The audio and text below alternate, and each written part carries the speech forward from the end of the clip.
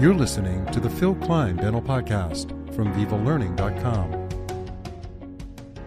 As a dental practice owner, do you feel like you're financially sound? Do you feel comfortable with your finances? And if not, how can you turn things around? How could you improve your financial position and grow your wealth? Today, we're going to be talking to an expert in this topic, Eric Miller. He has been in the financial planning industry for over 20 years. He's the co-owner and chief financial advisor at Econologics Financial Advisors.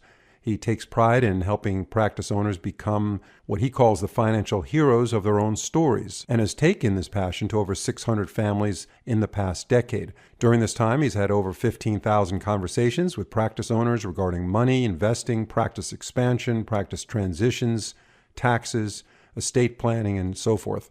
So he certainly knows a lot about this topic. Eric, thanks for joining us on the show. Thanks for having me on, Phil. Appreciate it. So many people, including dentists, do not have a financial advisor. They go through life and they invest their money based on what they're told or what they read or what they hear. And those that do have a financial advisor, many of them have not done a whole lot of research on this person. However, a financial advisor actually is very important, and someone that really cares about you and your family that you can trust plays a big role. So tell us, first of all, to begin this podcast, why a financial advisor is so important to have, especially for a dentist who owns a dental practice. Well, there could be a number of reasons. I think that a lot of practice owners, look, there's a difference between owning a practice and then having financial success as a practice owner. And, you go to school to learn, how to be a top-notch dentist, but they never really teach you, as you said before, they push like all of the practice management and the financial management skills that you actually need to continuing education, right? And they never really teach you how to be like a really good owner and an investor. They're too much thinking about themselves as practitioners and not thinking about themselves as like owner and investors. Do you think the mindset is of dentists that if they do good clinical dentistry and they have a nice office, all this will just fall into place? Like they don't really have to do much more than provide great healthcare service, and then the patients will be coming in and recommending them and their business will flourish. Is that part of the mindset, you think? I think you're spot on. I think if they feel like if I just do a good job technically and word of mouth will spread and more people will come in, but that doesn't really teach you. That's not really running a business. In a business, you have to know how to market. You have to know how to promote.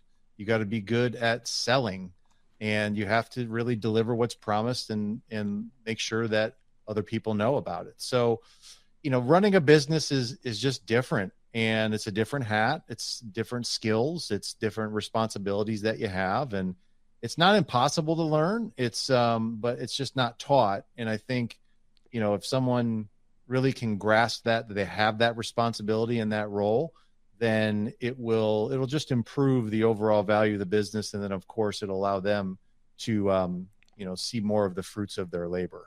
So what are some of the key financial success strategies that dentists should keep top of mind?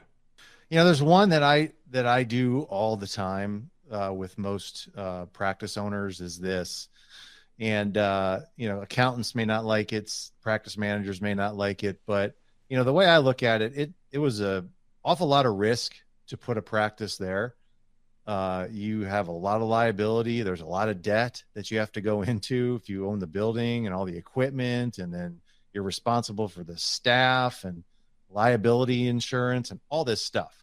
So the first thing that I make sure that dentists are doing is that they're paying themselves correctly, and not just what they get as production for their clinical work, but I also make sure they're taking 10% of the practice revenue and using that as kind of owner compensation. That's their return of their investment as an owner, and making sure that they're paying themselves not 10% of profit, 10% of practice revenue, and make sure that they're separating that out so that they see like, okay, like this is why I own this practice, and getting compensation relative to the risk that they're taking, I think is really, really important. Right. But isn't that process dependent on cash flow. So, if they're buying a CBCT machine, they just hired another hygienist and they added another chair.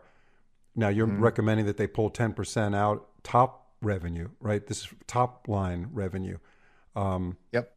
that's a big piece of the practice coming out It's every a two huge weeks. piece of the it's a huge piece of the practice. But one thing I learned about money is that what creates revenue is necessity. We'll be getting right back to Eric Miller in a second, but first, thanks to GC America, we're now able to incorporate all the advantages of glass ionomer into a beautifully aesthetic, strong, long-lasting restoration. That's a great reason to try GC Fuji Automix LC. You'll love the convenient Automix delivery system and ergonomic dispenser, which allows precise placement into the preparation.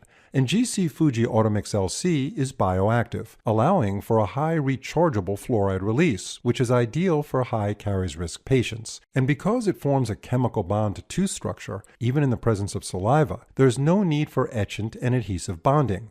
This saves steps and is ideal for challenging patients where access and isolation are difficult. And the small filler particles in the material allow for superb polishability and excellent aesthetics. So when you're thinking glass ionomer for your clinical cases, think GC America, a world leader in dental materials. To learn more, visit gc.dental. If I told you, hey, look, Phil, to save your child's life, you need to come up with $50,000 in 24 hours. You know what you do? You'd come up with that money, right? So it's like it's necessity that creates revenue. So the reason that I have that put in like almost like an expense, it pulls out.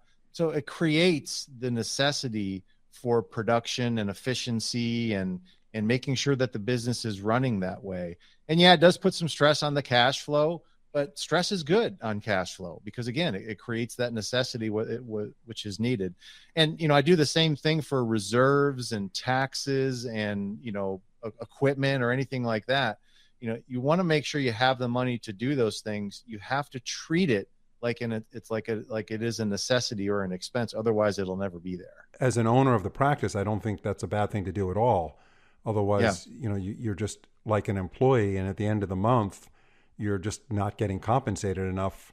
You're getting compensated perhaps for the dental services that you're providing, but you're not getting compensated as an investor, like you said. correct. Even if they didn't go to work at all there, if they invested in the practice, they should be able to get something if they never even walked in the door, right? Because they helped Yeah. build it. And I think that's where a lot of burnout comes from because, you get owners that are just like, why am I doing this? It's like, and I feel like a lot of it has to do with they're just not, look, if you put a lot of energy and effort into an activity and you didn't get what you thought you were going to get out of it, I mean, that's going to make you tired. That's going to make you upset. It's going to make you cranky and it's probably going to burn you out. So I don't know if it solves everything, but it certainly does make people feel better when I have them do that.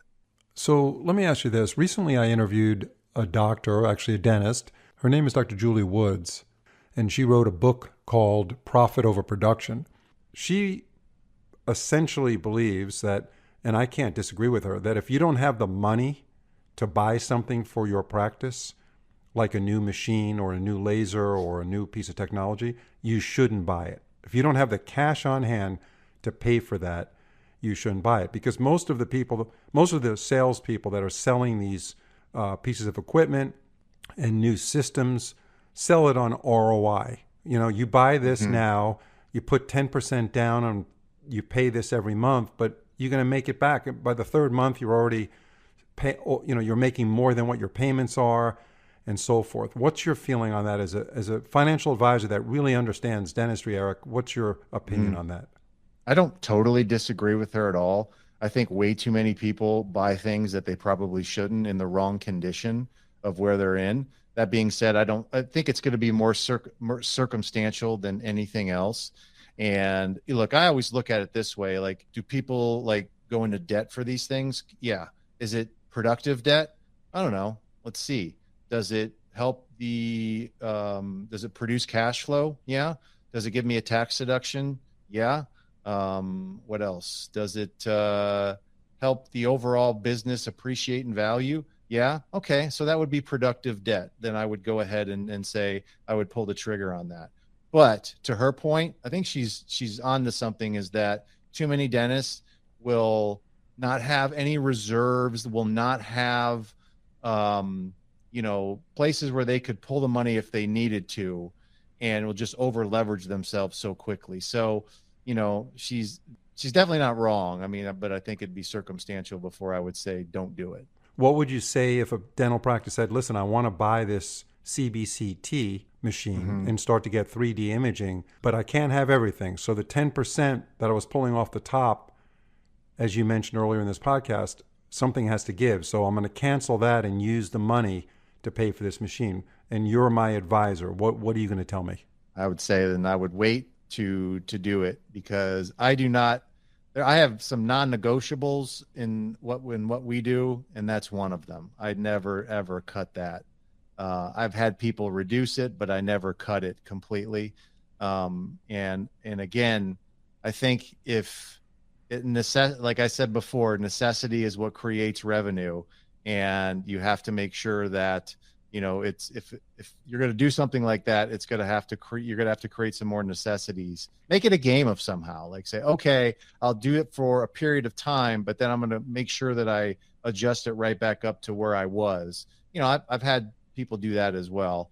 It's imperfect, but I think that's why it's important to have a financial advisor that kind of is in constant communication with you, because you can kind of talk through these things and come up with a strategy. I hate to say no to people, because I love when expansion occurs, but it's got to be done in the right financial condition. Too many people don't do that. Right. So, in addition to being done in the right financial condition, how much of a role does discipline play? Personal discipline by the practice owner, as far as when they should say, no, we can't afford to make that investment at this point in the practice. So, there's a discipline concept there. What's your feeling on that? Yeah, agreed. The only way you control money is through discipline. Like that is one of the characteristics of controls. Like if you have good discipline, I think you can control things better. And, when it comes to money, it's very evident. If you have business savings, if you have plenty of reserves, if you're paying yourself correctly, if you have money in your tax account, if if you have all these things, and that demonstrates to me that you have good control of money. I would be much more, if you have those things in place, I would be much more agreeable if you wanted to go ahead and take a risk and buy that equipment, if you've already demonstrated that you have that discipline to do it. But if you're sitting on $5,000 in your business savings account and you've historically never been able to control money, then I would tell you, no, don't do it. You don't have enough discipline to be able to do something like that. So, getting back to the title of this podcast, tell us why you think the traditional financial advisor is failing most dentists. And I know you are very in tune with dental practices. That's your specialty. I know you work with veterinary practices as well, but dental, Yeah. you really know the dental space, and you've worked with a lot of dentists. So, and I'm not trying to promote you here. This is a Yeah, I podcast get for it. education, but I want to know in general what makes someone like you different than the traditional advisor that you feel is failing many dentists. Yeah, and it really is more I don't want to call it an indictment, but our industry, the financial advisor industry, is really based upon a couple things. They want to make sure that you are properly planning for retirement, which means that you're saving enough in your retirement plans to cover 70 to 80% of your current income. That's not me making that number up. That's right out of the Retirement Planning Book 101. So many dentists are kind of following that advice, and all these advisors that they have, they're not bad people. They don't have bad intentions. It's not like they're, saying that they're doing things that I completely disagree with. I just don't think that, for me, it was really easy. If I was going to give financial advice to someone, I had to understand about all of your investments, not just your investment portfolios. So, in your practice, for most dentists, is the biggest investment that they have, that their building or their real estate. So I had to understand about those things and ask questions and be able to say, like, what drives your profit and how do we use your cash flow better for your household. So it just allowed me to become a better financial advisor, because I wasn't afraid to ask them questions about their practice, because I immersed myself in understanding about them. Yeah, I think it's very interesting that you mentioned earlier, Eric, that you think it's important to have a dialogue going between the dentist owner and yourself, someone like yourself, or a financial advisor who understands the dental space, that dialogue should be fairly regular, right? Like how often Oh are my we talking? gosh. Yeah, how often are we talking about speaking to that office, and how important is that? Yeah, that's a great point. That's another reason why I think the traditional advisors are failing, because most of the service models are, hey, I'll review your portfolios maybe once or twice a year, and that's pretty much it. And I'm like, well, your money doesn't take 6 months off, and you're always faced with financial decisions like all the time. So that was one of the reasons why we were like, we need a service model where we have routine check-in calls with our dental owners every single month. And, we have our own prepared checklist of things that we're going to go over. But most of the time, they start like saying, Eric, we have this issue here. And, what do you think we should do? Is it a time to refinance? Should we buy this piece of equipment? It really turned into like just a sounding board for people to make sure that they feel comfortable that they're making good decisions. So I think the frequency is really, really important of how often you're talking to your advisor.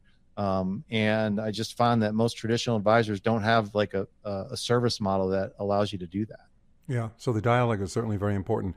So we're going to wrap up this podcast. And again, Eric, thanks so much for being on. Can you tell us where our audience could check you out and as far as getting information about services you offer? Yeah, for sure. You can just go to wealthforpracticeowners.com, wealthforpracticeowners.com, and we have all kinds of information that are directed towards you as a practice owner. Thank you very much, Eric.